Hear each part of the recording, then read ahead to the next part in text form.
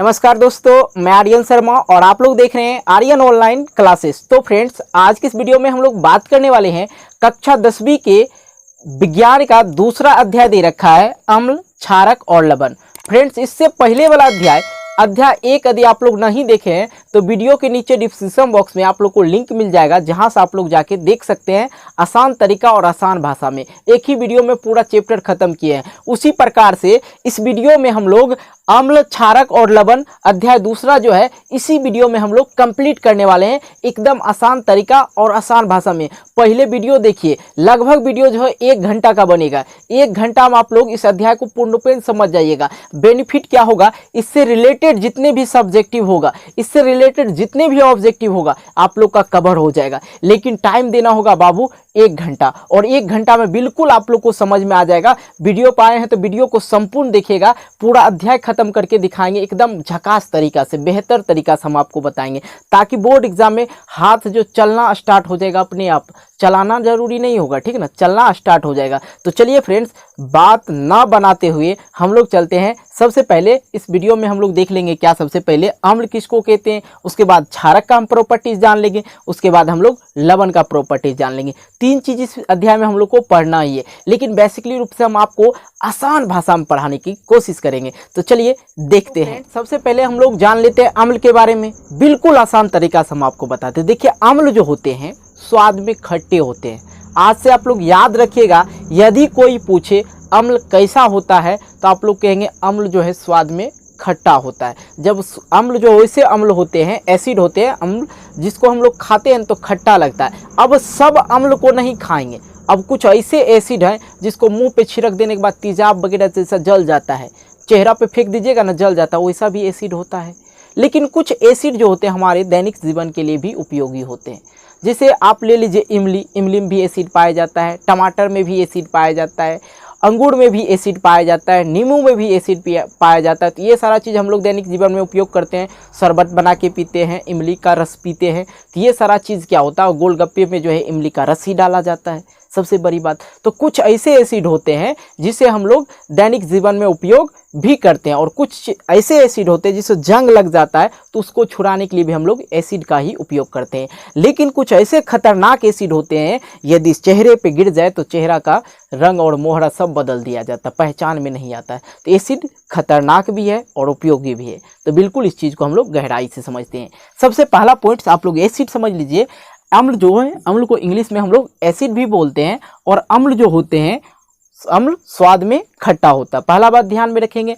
और अम्ल जो होते हैं ये नीले लिटमस पत्र को लाल कर देता है। ये जो ऑब्जेक्टिव टाइप क्वेश्चन में पूछा जाता है और बहुत बार पूछा जाता है, इसलिए ध्यान से समझिए। ये नीले लिटमस पत्र से जैसे अटैच होगा, उससे मिलेगा तो वो क्या करेगा, नीले लिटमस पत्र को लाल कर देगा। तो समझिएगा क्या, एसिड है। अब सब एसिड को हम थोड़े टेस्ट करके देखेंगे खट्टा है कि नहीं है। अब कुछ ऐसे चीज़ होते हैं जो हमारे लिए हानिकारक भी होगा। अब सेब संतरा वगैरह है, अंगूर वगैरह जो भी है, इमली वगैरह, तो उसको से टेस्ट करके देख लेंगे। लेकिन कुछ ऐसे एसिड होते हैं जो ऐसे ही शरीर पे पड़ा और अंग को जला देता है, तो उस एसिड को हम लोग चेक करेंगे जीभ पे लगा के। उसके लिए क्या करना होगा वो भी समझेंगे, पहले ये चीज़ समझ लीजिए।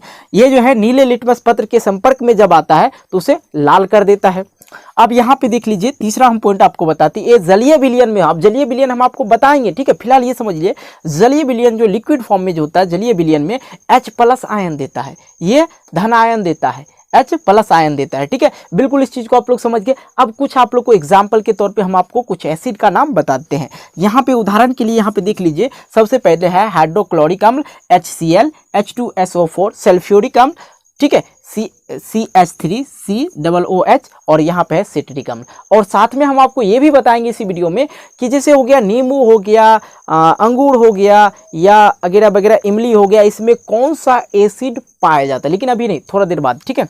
उसके बाद ये तो हो गया भाई। अब ये बताओ, अम्ल जो है तो कुछ ऐसे चीज़ होते हैं ना, कुछ मजबूत भी होंगे और कुछ वीक भी होंगे, स्ट्रॉन्ग भी होंगे और कुछ मजबूत भी होंगे। तो अम्ल का भी 2 टाइप होता है। तो 2 टाइप में तो आप कुछ बुक में पढ़िएगा, प्रबल अम्ल और दुर्बल अम्ल, ठीक। लेकिन यहाँ पे हम आपको NCERT पैटर्न के तहत बताते हैं। इसमें होता है सांद्र अम्ल, जिसे स्ट्रॉन्ग अम्ल के एसिड के नाम से भी जाना जाता है, और तनु अम्ल जिसे वीक एसिड के नाम से भी जाना जाता है।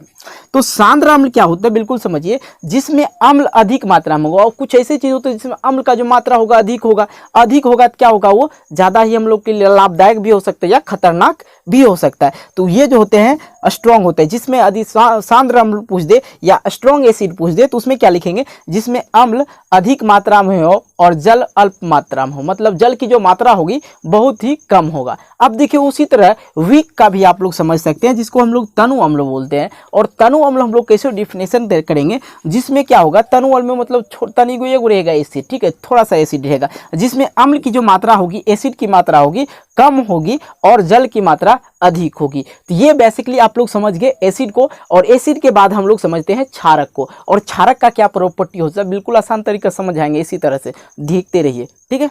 तो चलिए फ्रेंड्स, अब हम लोग समझ लेते हैं क्षारक। इससे पहले अम्ल हम लोग समझ लिए बिल्कुल आसान तरीका से। अब देखिए क्षारक जो है कुछ ना कुछ अम्ल का उल्टा कार्य करता है। उल्टा क्या करेगा, उस स्वाद में जो था खट्टा था, हम आपको इससे पहले बताए अम्ल का जो स्वाद होता है वो खट्टा होता है, तो आप लोग समझ गए भाई। जैसे आप क्षारक की बात करते हो, ये अम्ल जो है क्षारक जो है स्वाद में कड़वा हो जाता है, और ये जो है कड़वा हो जाता है। साथ ही हम आपको बताए थे नीले लिटमस पत्र को अम्ल जो है लाल कर देता है। लेकिन यहाँ पे कुछ और सोचिए, यहाँ पे नीले लिटमस नहीं, यहाँ पे लाल लिटमस पत्र को ये नीला कर देता है क्षारक, ये चीज़ समझे।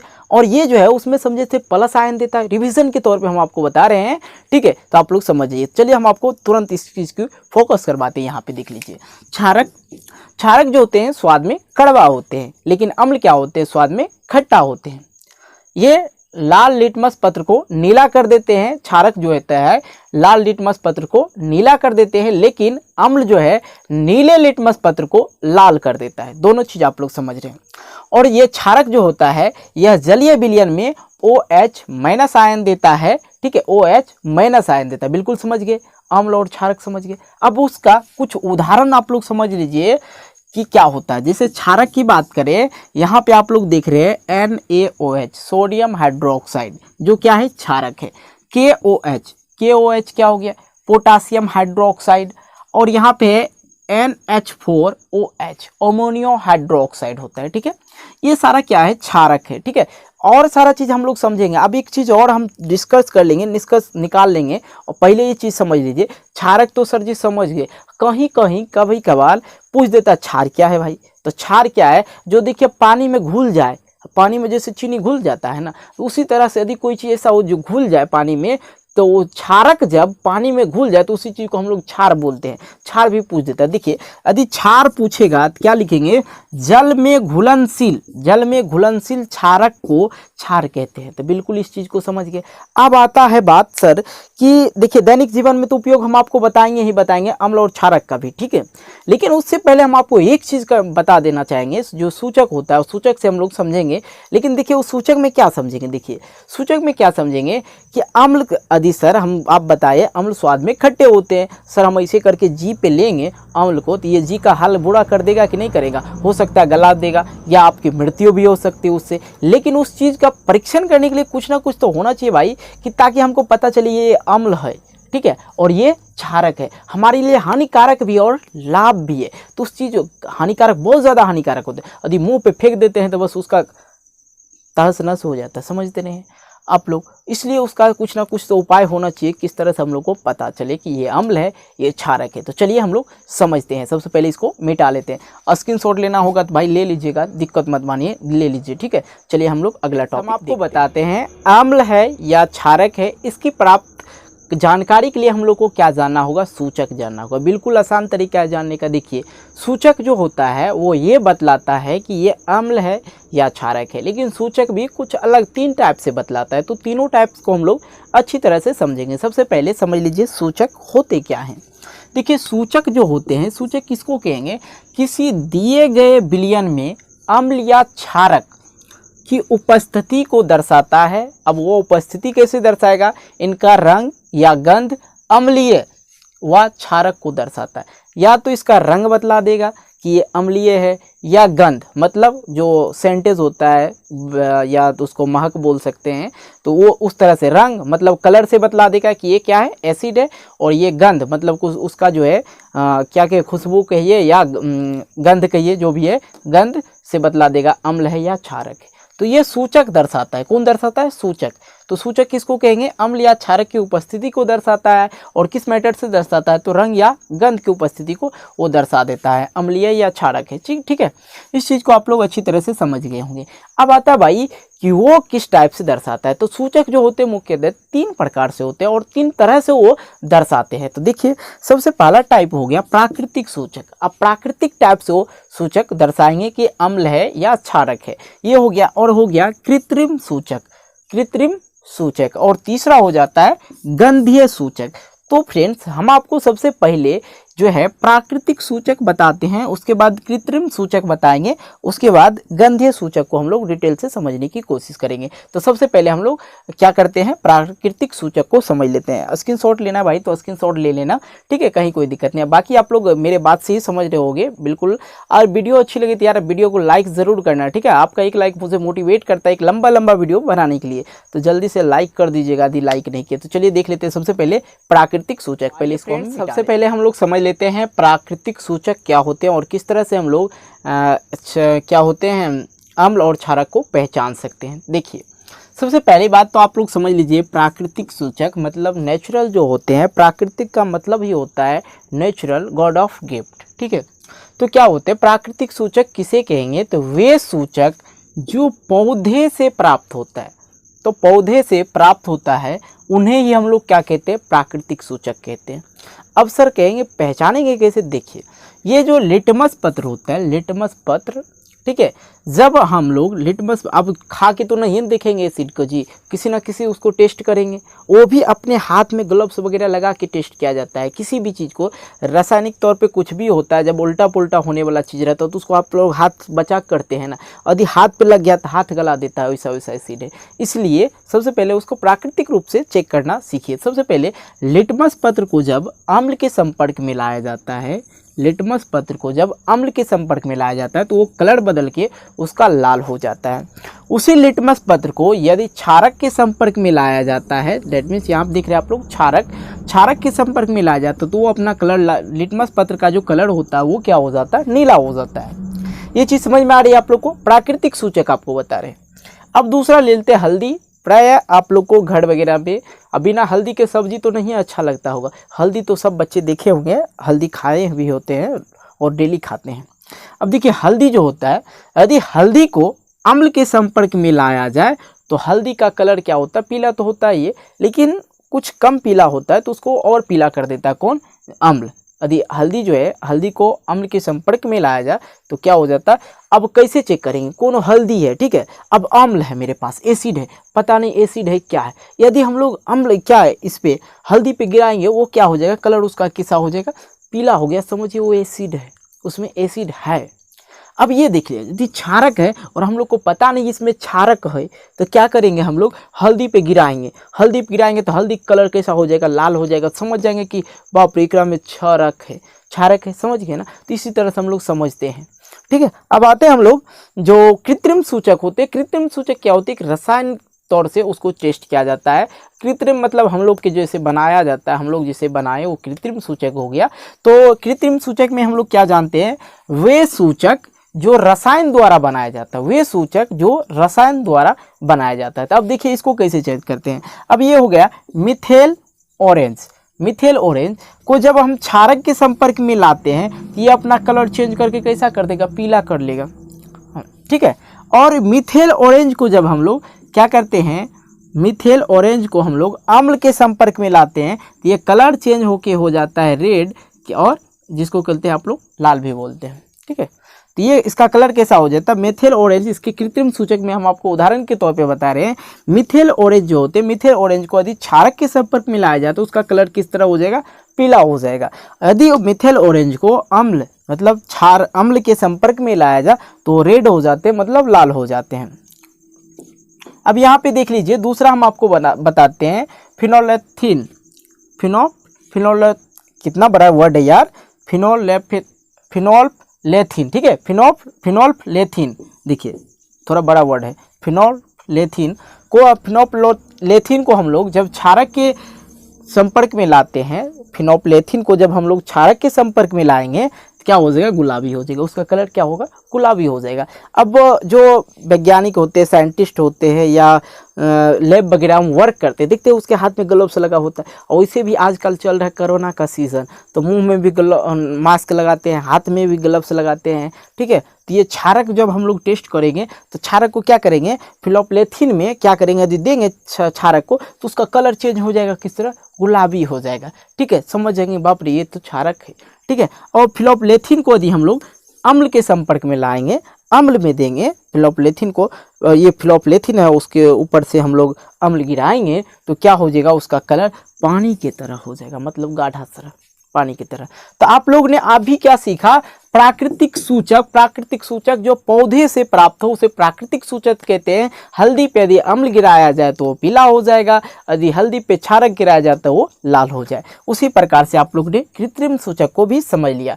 तो फ्रेंड्स एक और सूचक बचा हुआ है, तो उसको भी हम लोग देख लेते हैं। हम लोग समझते हैं, क्या समझते हैं, गंध्य सूचक। और गंध्य सूचक से हम लोग लास्ट समझ रहे, तीसरा 3 सूचक आपको पढ़ना था, 3 सूचक में ये लास्ट अंतिम सूचक है। देख लीजिए गंध्य सूचक क्या होता है। देखिए जिन पदार्थों का गंध अम्लीय या क्षारक, देखिए जिन पदार्थों का गंध अम्लीय या क्षारक माध्यम में बदल जाए उसे गंध्य सूचक कहते हैं। अब देखिए बात यहाँ पे आता है, कुछ ऐसा चीज़ है ना जिसका स्वाद बदल जाता है, खाते हैं तो खट्टा लगता है, मीठा लगता है, कुछ भी लगता है ना जी, तो बढ़ जाता है। तो उसमें क्या हो गया, तो उस चीज़ जैसे कि प्याज का रस हो गया। अब प्याज के रस को, प्याज का जो रस आप लोग नॉर्मली खाते हैं प्याज, और प्याज के रस को अम्ल के संपर्क में लाया जाए तो उसका जो होगा तीक्ष्ण गंध होगा, मतलब उसका जो गंध है बढ़ जाएगा। बिल्कुल समझ गए। वही प्याज के रस को क्षारक के संपर्क में लाया जाए, प्याज को क्षारक में मिलाया जाए तो उसमें कोई गंध ना होगा, मतलब जैसा का वैसा ही होगा, कोई गंध नहीं। अब आ जाते हैं लौंग, ठीक है। लौंग का तेल समझिए, लौंग के तेल को यदि अम्ल के संपर्क में लाया जाए तो ये क्या होते, समान होते हैं। क्या मतलब, लौंग का तेल उसी तरह रहेगा जैसा पहले था। और हाँ, क्षारक के भी संपर्क में लाइएगा लौंग के तेल को तो मतलब ये तीक्ष्ण उसका गंध उसी तरह रहेगा जैसा पहले था, ठीक है। लेकिन क्षारक के संपर्क में ले तो कोई गंध नहीं, बिल्कुल गंध नहीं होगा, ठीक है, इसमें कोई गंध नहीं होता। तो फ्रेंड्स आपने तीनों प्राकृतिक, कृत्रिम और गंध्य सूचक पढ़ लिए। तो अब हम लोग पढ़ेंगे कि अम्ल व क्षारकों के रासायनिक गुण। अम्ल और क्षारक का रासायनिक गुण समझ लेते हैं, बिल्कुल आसान। अम्ल के साथ अभिक्रिया करेंगे धातु का तो क्या होगा, और क्षारक के साथ अभिक्रिया करेंगे धातु का तो क्या होगा, ये चीज़ समझ लेते हैं बिल्कुल। तो सबसे पहले हम इसको मिटा लेते हैं, आप लोग को स्क्रीनशॉट लेना है तो बिल्कुल लीजिए, कोई दिक्कत नहीं भाई, ले लीजिए, ठीक है। चलिए हम लोग देख लेते हैं। हम आपको बताते हैं यदि अम्ल व क्षारक के साथ यदि किसी धातु का अभिक्रिया कराया जाए तो क्या होगा। बिल्कुल आसान सवाल है, आसान तरीका से समझिए। यदि कोई पूछ दे कि अम्ल के साथ किसी धातु का अभिक्रिया हो तो क्या होगा, बिल्कुल अजीब सवाल लगेगा, लेकिन आप लोग इस चीज़ को समझ लीजिए पहले, अभी कक्षा 10th में ही है। देखिए अम्ल जो होते हैं, अम्ल के साथ जब किसी भी धातु का, पीरियोडिक टेबल में जितने भी धातु है भाई कोई दिक्कत नहीं, उसके साथ यदि आप इसका अभिक्रिया कराते हो एसिड के साथ तो क्या होगा। देखिए यहाँ पे है अम्ल, एसिड और कोई भी धातु ले लेना, कोई भी धातु, एनीबॉडी, ठीक है। यदि धातु लेते हैं, अम्ल के साथ जब अभिक्रिया करवाते हैं, अम्ल और धातु जब अभिक्रिया करते हैं तो क्या उत्पन्न होता है, इधर लवण। और आप लोग को पता होगा लवण का निर्माण होता है, मतलब सॉल्ट, लवण, ठीक है। और इधर हाइड्रोजन, ठीक है, हाइड्रोजन गैस का। अब यहाँ पे समझिए, यहाँ पे है 2HCl हाइड्रोक्लोरिक, ठीक है, प्लस Zn जो कि धातु हो गया, और हाइड्रोक्लोरिक एक अम्ल हो गया, ठीक है। और उसके साथ जब अभिक्रिया कराया जाता है तो यहाँ पे आ जाता है ZnCl2। तो ZnCl2 क्या है, एक लवण है, इस चीज़ को आप लोग समझेंगे। और हाइड्रोजन गैस भी उत्पन्न होता है, मतलब अम्ल और धातु, मतलब एसिड और कोई भी एलिमेंट के साथ अभिक्रिया होगा, लवण और हाइड्रोजन गैस बनेगा उत्पाद में, ठीक है। यदि क्षारक के साथ अभिक्रिया कराया जाए तो, यदि कोई भी क्षारक के साथ, किसी भी क्षारक के साथ यदि धातु का, कोई भी धातु का अभिक्रिया कराया जाए तो क्या होगा। तो इस स्थिति में भी क्या होता है, लवण ही लवण और हाइड्रोजन गैस ही उत्पन्न होता है। मतलब प्रोडक्ट जो होते हैं, उत्पाद जो होते हैं, क्या होंगे? लवण और हाइड्रोजन गैस। जैसे कि यहाँ पे क्षारक की बात करें, NaOH मतलब sodium hydroxide, sodium hydroxide plus Zn। तो यहाँ पे निर्माण होता है Na2ZnO2 प्लस H2।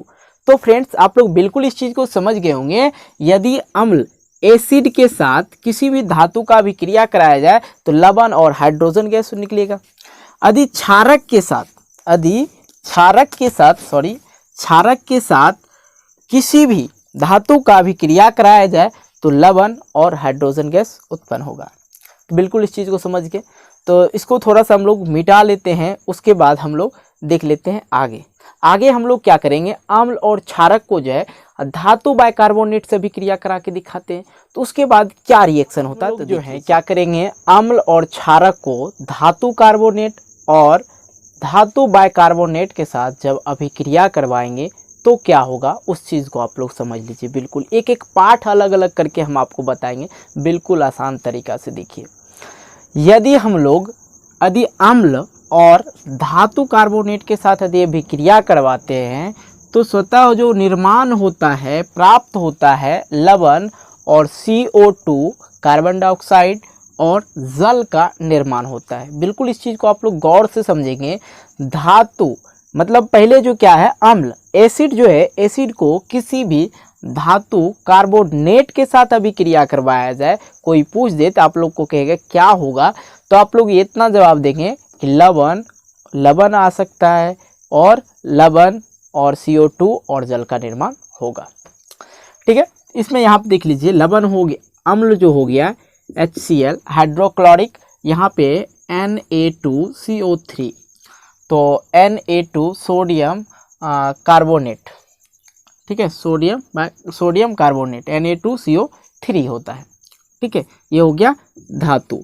अब यहाँ पे देखिए लवण, जिसको हम लोग नमक भी बोलते हैं, यहाँ पे निर्माण क्या किया, NaCl नमक का सूत्र हो गया NaCl, सोडियम क्लोराइड, ये हो गया नमक। अब यहाँ पे देख लीजिए CO2, जो कि आप लोग कार्बन डाइऑक्साइड जानते हैं, यहाँ पे क्या दूसरा आ गया CO2, और यहाँ पे जल का निर्माण हो गया H2O। किसका सूत्र होता है, जल का सूत्र होता है। तो बिल्कुल इस चीज़ को आप लोग अच्छी तरह से समझ रहे होंगे। हाँ, दूसरा आ जाता है, यदि हम लोग अम्ल को धातु बाइकार्बोनेट के साथ अभिक्रिया करवाएं तो क्या होगा, देख लीजिए। अम्ल प्लस धातु बाइकार्बोनेट के साथ अभिक्रिया करते तो सेम कंडीशन होता है। भाई साहब, यदि पूछे कोई अम्ल को यदि धातु कार्बोनेट के साथ अभिक्रिया करवाया जाए तो कहेंगे लवण और कार्बन डाइऑक्साइड, ठीक है, CO2 जिसको बोलते हैं, और जल का निर्माण करेगा। यदि कोई बोले अम्ल और धातु बाइकार्बोनेट के साथ अभिक्रिया कराया जाए तो हम लोग आंसर करेंगे वही चीज़, मतलब लवण और CO2 और जल का निर्माण करेंगे। दोनों में एक ही चीज़ आ जाता है। तो हम आपको बताए थे अम्ल और क्षारक, तो अब क्षारक का हम लोग थोड़ा सा देर से देखेंगे, पहले समझ लीजिए। तो यहाँ पे क्या होगा, तो सेम चीज़ उत्पाद बनाता है, मतलब जब हम अम्ल के साथ धातु कार्बोनेट के साथ अभिक्रिया किया तो लवण और कार्बन डाइऑक्साइड और जल का निर्माण किया। उसी प्रकार से जब हम लोग अम्ल को धातु बाइकार्बोनेट के साथ अभिक्रिया कराया तो यहाँ पे हम लोग को क्या निकल के आ रहा है, लवण और CO2 और जल का ही निर्माण करते हैं। आगे आ जाते हैं, जिसको ये अम्ल है, यहाँ पे HCl बहुत बार बोल चुके हैं इसलिए इस बार नहीं बोलेंगे, 2HCl और NaHCO3 धातु बाइकार्बोनेट, ठीक है, और यहाँ पे आ गया लवण NaCl जिसको नमक बोलते हैं, CO2 कार्बन डाइऑक्साइड, और यहाँ पे आ गया H2O जो कि जल हो गया। अब भाई साहब, मैंने यहाँ पे अम्ल के साथ धातु कार्बोनेट का अभिक्रिया करवाया, अम्ल के साथ धातु बाइकार्बोनेट के साथ अभिक्रिया करवाया, लेकिन मेरे दोस्त आपको एक चीज़ और याद रखना होगा, बिल्कुल कभी कोई क्वेश्चन पूछ दे तो इस तरह से आप लोग जवाब देंगे, कहेगा क्षारक के साथ अभिक्रिया करवाओ, तो कहेंगे सर क्षारक के साथ नहीं होगा अभिक्रिया। तो देख लीजिए, स्टार करके आप लोग लिख लेंगे, नोट करेंगे, क्षारक धातु कार्बोनेट और धातु बाइकार्बोनेट के साथ अभिक्रिया नहीं करता है। अब देखिए, अम्ल और क्षारक जो है, अम्ल और क्षारक मिलकर क्या बनता है, परस्पर अम्ल और क्षारक को हम मिलाएंगे तो क्या निर्माण होगा, तो जब अम्ल और क्षारक को हम लोग रिएक्शन करवाते हैं, मिलाते हैं, तो क्या बनता है, उत्पाद जो है क्या बनेगा, लवण बनेगा, मतलब नमक बनेगा और जल का निर्माण होगा। बिल्कुल इस चीज़ को समझ रहे होंगे। तो अम्ल क्या हो गया, HCl हाइड्रोक्लोरिक, और यहाँ पे क्षारक क्या हो गया, NaOH सोडियम हाइड्रोक्साइड, ये हो गया। जब इस दोनों का अभिक्रिया होता है, तो अभिक्रिया आप लोग नहीं देखें तो वीडियो के नीचे डिस्क्रिप्शन बॉक्स में लिंक मिल जाएगा, रासायनिक अभिक्रिया और समीकरण, वो वाला वीडियो देख लीजिएगा। बिल्कुल आसान तरीका से बताएं किस तरह से अभिक्रिया किया जाता है। तो ये क्या हो गया, इधर निर्माण करता है NaCl का जो कि नमक का होता है, और ये हो गया H2O जो कि जल का हो गया। ठीक है, बिल्कुल इस चीज़ को आप लोग अच्छी तरह से समझ ही गए होंगे। तो चलिए हम लोग आगे चलते हैं।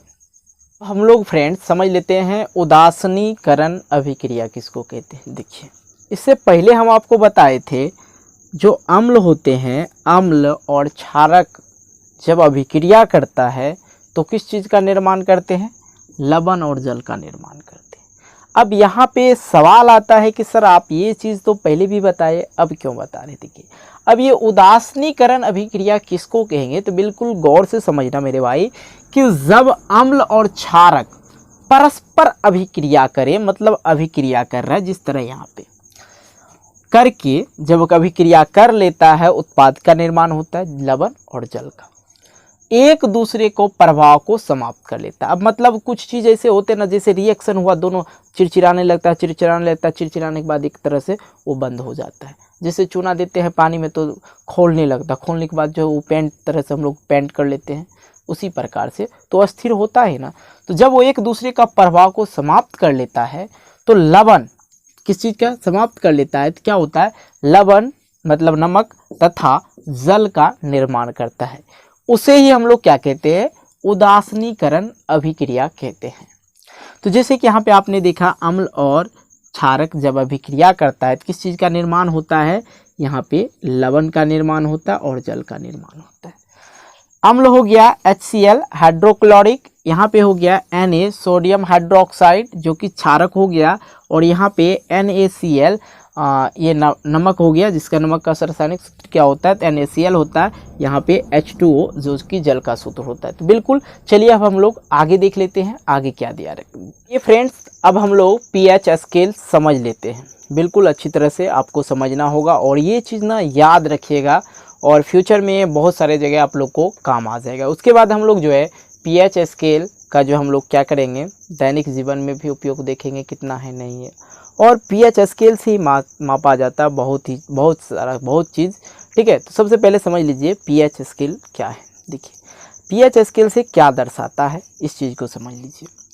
तो pH स्केल तो समझिए बिल्कुल आसान तरीका से pH स्केल क्या होता है। देखिए pH स्केल ये दर्शाता है यदि pH मान, जैसे कि होता है ना किसी चीज़ का pH मान, हम आपको टेबल बताएंगे हम किस में कितना pH मान होता है, मुंह का कितना pH मान होता है, हमारे शरीर का कितना होता है। तो बिल्कुल इस चीज़ को आप लोग समझिएगा, हमारे खून का pH मान कितना होता है। देखिए pH स्केल ये दर्शाता है कि यदि 1 से लेके 7 तक, मतलब 6 तक है, यदि 1 से लेकर 6 तक है pH मान किसी भी चीज़ का, ठीक है, किसी भी चीज़ का 1 से लेकर 6 तक pH मान है तो वो क्या होगा, अम्लीय होगा। ठीक है, और हाँ यदि 7वां आ गया, यदि किसी भी चीज़ का pH मान जो है 7 रहे तो समझिएगा वो चीज़ क्या होगा, उदासीन होगा। ठीक है, उदासीन। यदि 7 के बाद क्या आता, 8, यदि 8 से लेके ऊपर जहाँ तक हो, 14 तक या जितना तक हो, तो 14 तक बिल्कुल समझिए, 8 से लेके जहाँ तक हो तो क्या होगा, क्षारीय होगा। pH स्केल यही दर्शाता था। pH मान या pH स्केल को जो हमारे दैनिक जीवन में उपयोग है क्या है, उस चीज़ को हम लोग समझेंगे। तभी आपने क्या समझा कि यदि pH मान 1 से लेके 6 तक है तो समझेंगे अम्लीय है। ठीक है, यदि 7 रहे तो उदासीन है, यदि 8, 9, 10, 11, 12, 14 तक रहे या जहाँ तक हो, 14 तक ही होता है ज़्यादातर, तो 14 तक ही आप लोग को pH मान मिलेगा। ठीक है, तो 14 तक में जो रहे वो क्षारीय होता है। इस चीज़ से आप लोग pH मान निकाल लेंगे। तो इस चीज़ से हम लोग जानते हैं। तो सबका पीएच मान हम लोग बताएंगे, लेकिन थोड़ा लेट से, अभी नहीं। तो ये चीज़ आप लोग समझ गए पीएच स्केल कहते किसको, और पीएच स्केल से क्या पता चलता है, अम्लीय है, क्षारीय है या उदासीन है, इस चीज़ का भी पता चलता है। तो चलिए हम लोग देखते हैं दैनिक जीवन में। फ्रेंड्स, हम लोग समझ लेते हैं हमारे दैनिक जीवन में पीएच का महत्व क्या है। बिल्कुल समझिएगा, हमारे दैनिक जीवन में जो है पीएच का बहुत ही ज़्यादा महत्व है। क्या है महत्व, तो समझिए थोड़ा सा। यदि हमारे मानव शरीर का, जो हम लोग जो इंसान हैं, मानव हैं, यदि हमारे मानव शरीर का पीएच मान 7 से 7.8, 7 से लेके कहाँ तक, देखिए 7 से कहाँ तक, 7.8 तक चलना चाहिए, इसी के बीच में रहना चाहिए, तभी आप लोग और हम कार्य कर सकते हैं। जैसे कि अभी हम आपको पढ़ा रहे हैं, तो देखिए 7 से हमारा शरीर का जो पीएच मान है 7 से 7.8 के बीच ही कार्य करता है। अब कहोगे कि सर कम हो जाएगा तो क्या होगा, तो कम हो जाएगा तो हम बीमार पड़ जाएंगे और हमारे शरीर में कार्य करने की क्षमता घट जाएगी। अधिक भी हो जाएगा तो हम बीमार ही पड़ेंगे और हमारे शरीर जो है वर्क करना, काम करना छोड़ देगा। तो इसलिए हमारे शरीर के लिए जो पीएच मान होगा, आप लोग याद रखेंगे, ऑब्जेक्टिव प्रश्न में पूछे जाते हैं कि हमारे मनुष्य, मानव या मनुष्य शरीर का पीएच मान कितना होता है, तो 7 से 7.8 तक होता है। ठीक है, अगला आ जाते हैं दूसरा नंबर। देखिए दूसरा नंबर हम आपको बताते हैं, अब वर्षा, जो बादल से पानी आता है उसे ही हम लोग बारिश कहते हैं, जो आसमान से पानी आता है। आप लोग नहाए ही होंगे, बिल्कुल समझिए। अब देखिए वर्षा का पीएच मान यदि 5.6, यहाँ पर लिखे हैं 5.6 से कम हो जाता है, जो बारिश होता है उसका पीएच मान जो है 5.6 से यदि कम हो जाता है, नीचे हो जाता है, तो अम्लीय बारिश होगा। और अभी भी जो है बहुत ज़्यादा, इससे पहले भी अम्लीय बारिश हुआ था, तो समझ लीजिए क्या होगा, अम्लीय बारिश होगा, जो हमारे लिए लाभदायक नहीं है, हानिकारक है। ठीक है, यदि हमारे मुंह का पीएच मान 5.6 से कम हो जाए तो हमारे दांत जो है क्षय हो जाएंगे, टूट जाएंगे। देखे है ना, तो बुजुर्ग जो होते हैं, बूढ़े व्यक्ति, किसी किसी का, इनकेस बस सबका नहीं होता है, किसी किसी का होता है, जो बूढ़े होते हैं उनका दांत टूट जाता है, तो उसका क्या होता है, क्षय हो जाता है, 5.6 से कम हो जाता है। और आगे हम आपको समझाते हैं मधुमक्खी। अभी कभी डंक नहीं मारा होगा तो अलग बात है ना, तो एक पीला वाला होता है मधुमक्खी, एक रेड वाला होता है। तो पीला वाला जो मधुमक्खी होता है ना, वो अक्सर आपको घर वगैरह में मिल जाएगा। तो मधुमक्खी ने उसको कुछ और भी बोला जाता है अपने भाषा में, बहुत सारे चीज़, ततैया भी बोलता है कुछ उनको। तो देखिए मधुमक्खी की बात कर रहे हैं, जैसे डंक मारा लहर जलन स्टार्ट हो जाता है, और इतना जोर से करता है कि जैसे कि गर्दन भी काटेंगे ना तो उतना दर्द नहीं होता है। तो गर्दन या कोई भी अंगुली कटा होगा ना, फट से कट गया तो दर्द नहीं होता उस समय, बाद में दर्द होता है। लेकिन ये मधुमक्खी जैसे डंक मारा, यहाँ पे जो हम लोग को क्या होता है, लहर और जलन उठ जाता है। तो देखिए मधुमक्खी के जो डंक में होता है कौन सा अम्ल होता है जिसके वजह से ये होता है, तो मेथोनाइक अम्ल होता है। मधुमक्खी के डंक में कौन सा अम्ल होता है, तो आप लोग कहेंगे मेथोनाइक अम्ल होता है, और हमारे शरीर में मेथोनाइक अम्ल छोड़ देता है, जिसके वजह से, किसके कारण से दर्द व जलन होता है। बिल्कुल इस चीज़ को आप लोग समझ गए। तो फ्रेंड्स ये सारा चीज़ आप लोग समझ ही गए हैं। तो चलिए अब हम लोग आगे देख लेते हैं। अभी तक आप लोग ने अम्ल और क्षारक के बारे में बिल्कुल हर बात को आप लोग समझ गए, तो कहीं कोई दिक्कत नहीं हुआ होगा। यदि नहीं हुआ होगा तो वीडियो के नीचे डिस्क्रिप्शन बॉक्स में जाइए और कहिए जल्दी से सर नेक्स्ट चैप्टर लाइए। जितना कमेंट कीजिएगा उतना जल्दी हम आपके लिए चैप्टर लाते रहेंगे। ठीक है, तो अब हम लोग क्या करते हैं, थोड़ा सा लवण के बारे में समझ लेते हैं कि लवण क्या है। ठीक है, देखिए हम आपको इससे पहले भी बताए थे, अम्ल और क्षारक मिलकर लवण का निर्माण करता है। जब अम्ल और क्षारक को रिएक्शन करवाया जाए या अभिक्रिया करवाया जाए, मिलाया जाए, तो उसमें क्या निर्माण होता है, लवण का निर्माण होता है, और साथ ही उसमें जल का भी निर्माण होता है। ये चीज़ आप लोग पहले भी पढ़ चुके हैं। तो अम्ल क्या हो गया, HCl हो गया, और क्षारक क्या हो गया, NaOH हो गया। ठीक है, इधर NaCl क्या हो गया, लवण हो गया, जिसको हम लोग नमक भी बोलते हैं, और H2O क्या हो गया, जल हो गया। इस चीज़ का आप लोग स्क्रीनशॉट भी ले सकते हो, बिल्कुल दिख रहा होगा। ठीक है, अब आते हैं हम लोग थोड़ा सा इसका प्रॉपर्टीज भी जान लेते हैं। क्या, देखिए, लवण से रसायनों का निर्माण। तो लवण से रसायनों का निर्माण क्या होगा, सोडियम हाइड्रोक्साइड। सोडियम हाइड्रोक्साइड के बारे में हम बिल्कुल पूरा डिटेल से पढ़ेंगे। ठीक है, पहले समझ लीजिए। और दूसरा, लवण से ही रसायन निर्माण बहुत सारा चीज़ का होता है। विरंजक चूर्ण, अब विरंजक चूर्ण भी पूछे जाते हैं, विरंजक चूर्ण के सूत्र भी पूछे जाते हैं, और विरंजक चूर्ण का उपयोग कहाँ होता है वो भी पूछे जाते हैं। किसका, विरंजक चूर्ण का। और तीसरा हमने दिया है यहाँ पे बेकिंग सोडा। अब बेकिंग सोडा का भी उपयोग और किस तरह निर्माण होता है और उसका उपयोग कैसे किया जाता है, किस चीज़ में उपयोग होता है, तो ये भी पूछा जाता है, इसलिए इस चीज़ को भी हम लोग समझ लेते हैं। अब आ जाते हैं धोने का सोडा। धोने का जो सोडा होता है उसका भी उपयोग किया जाता है। बिल्कुल आप लोग ये इसके नाम से भी लिख सकते हैं धोने का सोडा, लेकिन साथ में उसका रासायनिक नाम भी आप लोग को याद रखना होगा, सूत्र भी याद रखना होगा। अगला आ जाते हैं हम लोग प्लास्टर ऑफ पेरिस।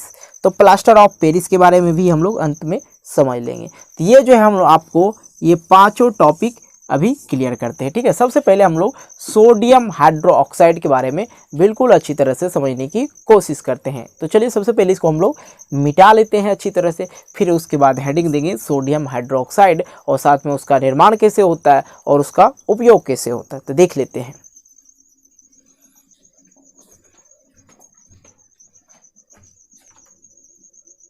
तो आइए दोस्त, सबसे पहले हम लोग समझ लेते हैं क्या सोडियम हाइड्रोक्साइड, हाइड्रोक्साइड का उपयोग किस तरह होता है और ये किस तरह बनता है और इसका रासायनिक सूत्र क्या होता है। यही ज़्यादातर आपके एग्जाम में भी पूछे जाते हैं, तो बिल्कुल इसको हम लोग गौर से समझते हैं। ठीक है, सोडियम हाइड्रोक्साइड का जो सूत्र होता है NaOH। Na क्या हो गया, सोडियम हो गया, बिल्कुल आप लोग जानते हैं NaOH, सोडियम हाइड्रोक्साइड उसको पढ़ते हैं। ठीक है, अब आपको बताते हैं सोडियम हाइड्रोक्साइड का जो निर्माण होता है भाई वो किस तरह होता है। देखिए, सोडियम क्लोराइड के जलीय विलयन में विद्युत धारा को प्रभावित करता है। सोडियम क्लोराइड को जलीय विलयन, यहाँ पे क्या हो गया, ये सोडियम हो गया NaCl, क्या हो गया, सोडियम क्लोराइड NaCl जो नमक होता है, सोडियम क्लोराइड हो गया, और ये क्या हो गया, तो ये हो गया जल, ये क्या हो गया, जल हो गया। तो आप लोग समझ रहे, सोडियम क्लोराइड को जब जलीय विलयन से विद्युत धारा में प्रवाहित किया जाता है, मतलब उसका रिएक्शन जो होता है विद्युत धारा में प्रवाहित किया जाता है, विद्युत में प्रवाहित करने पर यह वियोजित होकर सोडियम हाइड्रोक्साइड का उत्पन्न करता है।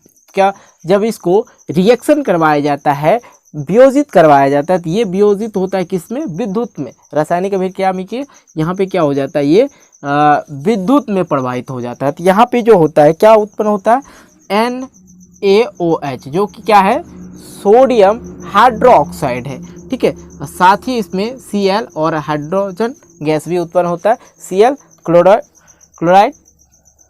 क्लोरीन।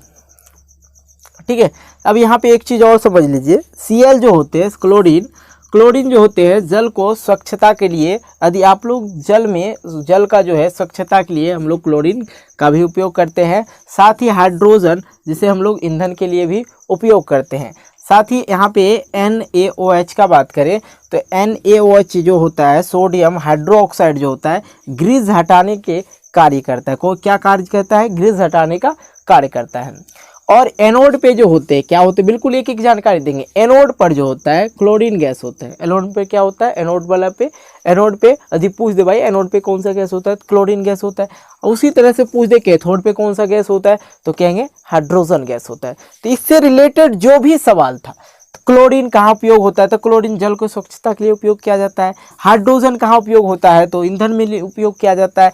NaOH मतलब सोडियम हाइड्रोक्साइड कहाँ उपयोग होता है, तो ग्रीस हटाने के लिए कार्य किया जाता है। तो ग्रीस हटाने के लिए क्या, लोहा वगैरह में जो है इस तरह से पेंट किया जाता है, उसके बाद उस पर जंग लग जाता है, तो उसको हटाने के लिए भी जो है क्या करते हैं, ग्रीस लगा देते हैं। ठीक है, ग्रीस लगाने का कार्य करता है। ठीक है, तो ये सारा चीज़ आप लोग समझ गए, सोडियम क्लोराइड। उसके बाद हम लोग दूसरा नंबर देख लेते हैं क्या दे रखा है। फ्रेंड्स, हम लोग पहले समझ लेते हैं विरंजक चूर्ण।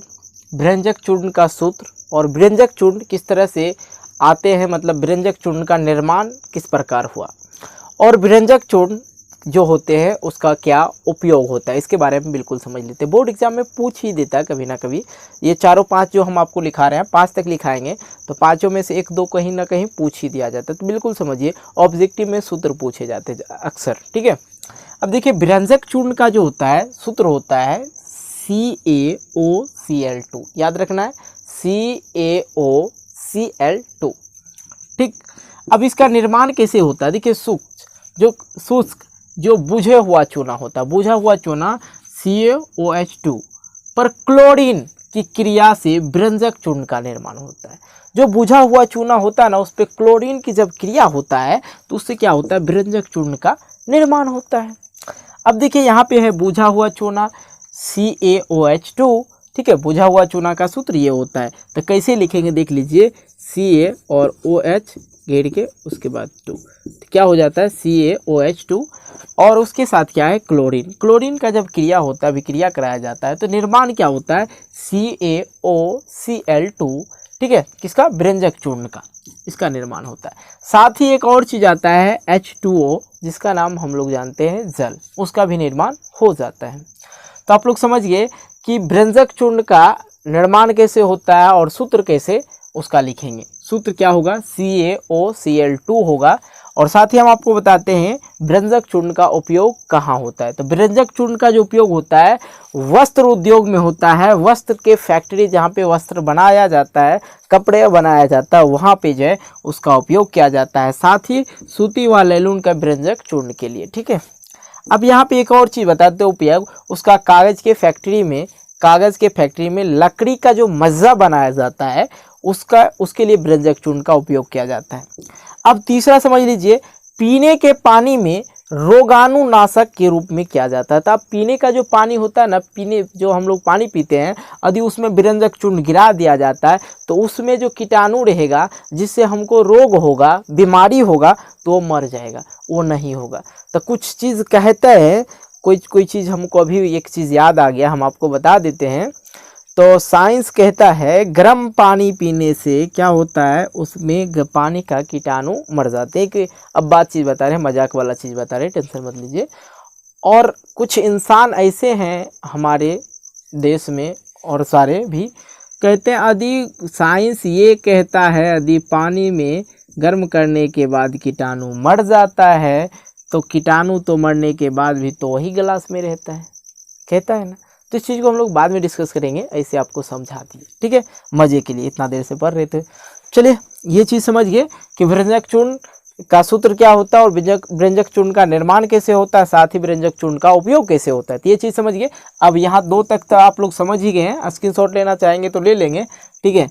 2 चीज़ समझ गए। अब तीसरा चीज़ पे हम लोग देखते हैं, तीसरा क्या होता है, विरंजक चूर्ण समझिए, आगे हम लोग देखते हैं। ये आइए अब हम लोग समझते हैं बेकिंग सोडा। तो बेकिंग सोडा का जो रासायनिक सूत्र पूछा जाएगा तो आप कहेंगे NaHCO3। क्या कहेंगे, फिर से मेरे साथ रिवीजन कीजिए, NaHCO3, ठीक है। बेकिंग सोडा का रासायनिक सूत्र ये होता है और ये अक्सर बोर्ड एग्जाम में पूछ देता है ऑब्जेक्टिव टाइप क्वेश्चन में, ठीक है।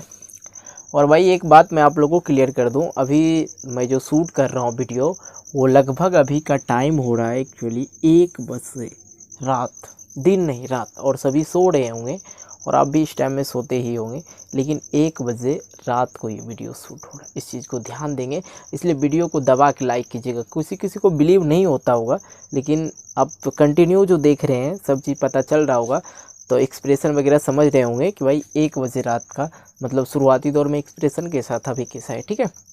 देखिए बेकिंग सोडा का जो रासायनिक सूत्र होता है NaHCO3 होता है और बेकिंग सोडा जो होता है यह एक दुर्बल संक्षारक होते हैं, ठीक। और देखिए बेकिंग सोडा का जो निर्माण होता है कैसे होता है, NaCl sodium chloride plus CO2 carbon dioxide और H2O जिसको हम लोग जल बोलते हैं और NH3 से मिलकर इसका जो है क्या होता है, रिएक्शन होता है। तो इसमें जो होता है NH4Cl होते हैं और उसके बाद यहाँ पे इसका निर्माण होता है NaHCO3, ठीक है। इस प्रकार से इसका निर्माण होता है, ठीक है। अब इसका उपयोग समझ लीजिए, निर्माण नहीं पूछा जाता है ज़्यादातर, लेकिन उपयोग ज़रूर पूछा जाता है। तो ये तो आप लोग इसको रासायनिक समीकरण से भी समझ सकते हैं, लेकिन इसको समझ लीजिए बेकिंग सोडा का जो उपयोग होता है किस तरह। बेकिंग पाउडर भी होता है, ठीक है। बेकिंग पाउडर कैसे बनाएंगे, तो बेकिंग सोडा प्लस टैट्रिक अम्ल मिलकर क्या होता है, बेकिंग पाउडर का निर्माण होता है। बिल्कुल समझिए। अब बेकिंग पाउडर बनाने के लिए बेकिंग सोडा और टैट्रिक अम्ल का मिलाया जाता है, मिलाकर रिएक्शन करवा के बेकिंग पाउडर बनाया जाता है। यह जो है एंटासिड का संगठक भी होता है। ये जो होते हैं एंटासिड का संगठक भी होते हैं, और ये अग्निशामक में इस्तेमाल किया जाता है। ये जो होते हैं बेकिंग सोडा, इसको अग्निशामक में भी इस्तेमाल किया जाता है। तो बिल्कुल आप लोग ने बेकिंग सोडा का एक एक चीज़ समझ लिए, तो आप लोग को ज़्यादा याद रखने की ज़रूरत नहीं। बेकिंग पाउडर बनाने के लिए बेकिंग सोडा और टैट्रिक अम्ल का उपयोग किया जाता है। साथ ही ये एंटासिड का संघटक है, और ये अग्निशामक में इस्तेमाल किया जाता है। अग्निशामक क्या होते हैं भाई, आग बुझाने वाला चीज़। जो जैसे कि अभी आजकल की मैं बात करूं, दमकल होते हैं, जो कि यदि आप लोग कॉल करते होंगे, दमकल उधर से आता है और पानी का पाइप लगा के बुझाते हैं। तो अग्निशामक भी उसी प्रकार से होते हैं जिससे आग बुझाया जाता है। तो उसमें भी बेकिंग सोडा का हाँ उपयोग किया जाता है। तो चलिए फ्रेंड्स, अब हम लोग 3 तक तो समझ गए हैं, तो इसका आप लोग स्क्रीनशॉट लेना चाहें तो ले लेंगे बिल्कुल। तब तीसरा समझ गया। अब हम लोग चौथा देखते हैं, चौथा क्या दे रखा है। फ्रेंड्स, अब हम लोग समझ लेते हैं धोने का सोडा के बारे में। धोने का सोडा का रासायनिक सूत्र क्या होता है, और साथ ही उसका निर्माण किस प्रकार से होता है, किस अभिक्रिया की वजह से होता है, ये भी जान लेंगे। और उसका उपयोग कहाँ किया जाता है, उसको भी हम लोग जान लेते हैं। 3 चीज़ हम लोग को जाना बेहद ही ज़रूरी होता है। समझिए, धोने का सोडा का यदि रासायनिक सूत्र पूछे, सिंपल सी बात बोलना है, Na2CO3। कितना याद रखना है, Na2CO3 इंटू, यहाँ पे देखिए इंटू 10H2O, ठीक है, यहाँ पे लिखा हुआ है। आप लोग स्क्रीनशॉट लेना चाहो तो ले लो। अब देखो भाई, निर्माण कैसे होता है, ये सारा चीज़ का हम रासायनिक नाम बता चुके हैं, ठीक है, इसलिए हम ज़्यादा नहीं बताएंगे, वीडियो अधिक लंबी हो जाएगी, इसलिए यहाँ आप समझ लीजिए। सिर्फ हम इसका ये बोल देते हैं एलिमेंट्स नेम। Na2CO3 मिलकर, और यहाँ पे 10H2O, 2 चीज़ है। यहाँ पे है Na2CO3 और 10H2O जब मिलाया जाता है, संयोग किया जाता है, तो यहाँ पे निर्माण जो होता है Na2CO3 इंटू 10H2O का निर्माण होता है। तो आप लोग समझ गए कि धोने का जो सोडा होता है उसका निर्माण किस प्रकार से होता है। अब उसका उपयोग समझ लीजिए, उपयोग कहाँ कहाँ होता है। तो इसका उपयोग कांच में, साबुन में, ठीक है, साबुन बनाने में जो होता है उसमें भी उपयोग किया जाता है ताकि साफ हो जाए। अब यहाँ पे एवं कागज़ उद्योग में भी धोने का सोडा का उपयोग किया जाता है, प्रिंटिंग वगैरह टाइम, ठीक है, कागज़ उद्योग में। तो कांच में बनाने में और साबुन बनाने में एवं कागज़ उद्योग में किया जाता है। तो ये तीनों चीज़ आप लोग याद रख सकते हैं। अब घरों के साफ़ सफाई के लिए, अब धोने वाला ही सोडा है तो कुछ धो दो, मन हुआ शर्ट धोने का तो शर्ट धो लेंगे, मन हुआ तो ये भी धोने का तो ये भी चकाचक करने लगा, वाइट वाला कपड़ा देंगे एकदम वाइट निकलेगा, तो ये सारा चीज़ क्या हो गया, धोने का सोडा हो गया, ठीक है, घरों की सफाई के लिए। अब जल की अस्थायी कठोरता के लिए भी धोने का सोडा का उपयोग किया जाता है। तो बिल्कुल आप लोगों को याद क्या रखना है मेरे भाई, याद रखना है धोने का सोडा का रासायनिक सूत्र क्या होता है। तो रासायनिक सूत्र जैसे पूछे Na2CO3 इंटू 10H2O बताना है, ठीक है। उसके बाद इसका उपयोग क्या करना है, सिंपल सी बात है, धोने का सोडा से याद आ जाएगा आप लोग को, कांच बनाने के लिए, साबुन बनाने के लिए, साबुन जो धोते हैं हम लोग कपड़े, ठीक है, एवं कागज़ उद्योग में किया जाता है। और सफाई की बात आ रही, साबुन से आप लोग को सफाई याद ही आ जाएगा, धोने का सोडा, ठीक है। और घरों की सफाई के लिए, ठीक है, कपड़ों की सफाई के लिए धोवन सोडा का उपयोग किया जाता है। साथ ही यहाँ पे जल की अस्थायी कठोरता के लिए भी उपयोग किया जाता है। चलिए अब हम लोग देख लेते हैं 5वां और अंतिम। ये फ्रेंड्स, अब हम लोग समझ लेते हैं प्लास्टर ऑफ पेरिस। तो प्लास्टर ऑफ पेरिस समझाने से पहले हम आपको एक चीज़ और क्लियर करना चाहते हैं कि यदि आप लोग का बचपन में कभी हाथ टूटा हो, भगवान ना करे टूटा हो, ठीक है, या आपके परिवार में या आपके समाज में किसी का भी ऐसा कंडीशन आया हो, हाथ टूटा हो और आप लोग उसे देखे होंगे, कि जब हाथ टूटता है ना तो उसके ऊपर एक पतला सा कुछ चादर सा इस तरह से चूना तरह का जो उजला उजला होता है चिपका दिया जाता है, कवर बना दिया जाता है। उसके बाद उसको गले में एडजस्ट कर दिया जाता है इस तरह से बट्टा बांध के, हाथ जब टूटता है इंसान का। तो वो जो लेप बनाया जाता है वो प्लास्टर ऑफ पेरिस का ही रहता है। तो इस चीज़ को आप लोग अच्छी तरह से समझ सकते हैं, तो बिल्कुल आप लोग को याद रखना है। चलिए देखते हैं प्लास्टर ऑफ पेरिस का सूत्र और किस तरह से इसका निर्माण होता है, ये समझ लेते हैं। सबसे पहले देख लीजिए, प्लास्टर ऑफ पेरिस का जो निर्माण होता है वो होता है जिप्सम के द्वारा। जिप्सम को 373 केल्विन अर्थात 100 सेल्सियस पर जो है इसको गर्म करने पर वह जल के अणुओं को त्याग देता है। अब देखिए, जिप्सम जो है, जिप्सम कोई चीज़ है और ये हार्ड होता है, सिंपल सी बात, और उसको जब गर्म किया जाता है तो वह जल का अणु को छोड़ देता है और अणुओं को त्याग देता है।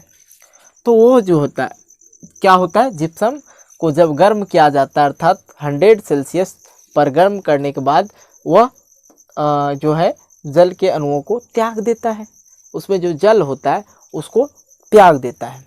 ठीक है, अब जल उसमें रहेगा नहीं तो वो लिक्विड टाइप का रहेगा ही नहीं। अब यहाँ पे ये समझ लीजिए आगे, ये जो होते हैं कैल्शियम सल्फेट अर्ध हाइड्रेट से बनता है। कैल्शियम सल्फेट अर्ध हाइड्रेट, इसको हम लोग रासायनिक सूत्र किस तरह से पढ़ेंगे ये देख लीजिए। CaSO4 इंटू हाफ H2O, ऐसे पढ़ सकते हैं, CaSO4 इंटू हाफ H2O, या आप यहाँ पे गुना भी लगा सकते हैं, कोई ज़रूरी नहीं है, तो यहाँ पे पॉइंट भी लगाते तो इंटू बोल सकते हैं। CaSO4 इंटू हाफ H2O, जिसका इसे ही कहते हैं क्या, प्लास्टर ऑफ पेरिस कहते हैं। ठीक है, जब इसको जिप्सम को गर्म किया जाता है उससे जो है जल का अणु निकल जाता है, तब किस चीज़ का निर्माण होता है, तो प्लास्टर ऑफ पेरिस का निर्माण होता है। अब बताइए, ये चीज़ जो है जब उसको गर्म करने के बाद वो क्या होता है, जिप्सम को गर्म किया जाता है, गर्म करने के बाद जो है वो क्या होता है, गर्म करने के बाद उसका जल निकल जाता है, उसके बाद प्लास्टर ऑफ पेरिस का निर्माण होता है। लेकिन अभी नहीं, अभी आप नहीं समझे, अभी आपको और चीज़ हम समझाते हैं।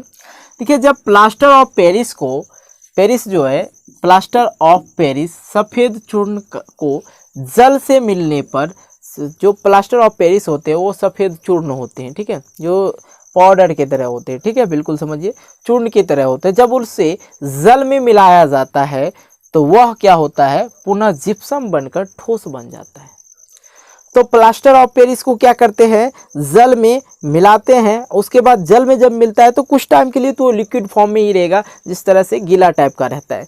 तो गीला टाइप के रहने के बाद उसको हाथ से चिपका दिया जाता है, इस तरह चिपका दिया जाता है, और कुछ ही क्षण बाद वो जो है धीरे धीरे हार्ड होने लगता है। मतलब ये जो है कुछ हार्ड हो जाता है। हार्ड होने के बाद क्या बन जाता है, वो फिर से जिप्सम ही बन जाता है। तो इस चीज़ को आप लोग अच्छी तरह से समझ गए। अब यहाँ पे देखिए, इसका जो उपयोग होता है टूटी हड्डियों को सही जगह पे जोड़ने के लिए। अब मान लिया जाए ये वाला हड्डी मेरा टूट गया, ये वाला ऐसे हो गया, तो ये वाला जो ऐसे हुआ इसको इस तरह से बैंडेज करेगा, और इसको इस तरह से बैंडेज जब किया जाएगा तो ये ऐसे रहेगा, तो कभी ऐसे हाथ रह जाएगा।